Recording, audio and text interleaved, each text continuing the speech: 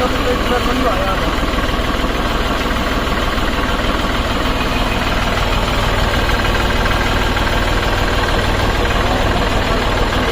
ये जाने भी नहीं अरे ये सबसे ज़्यादा पैसा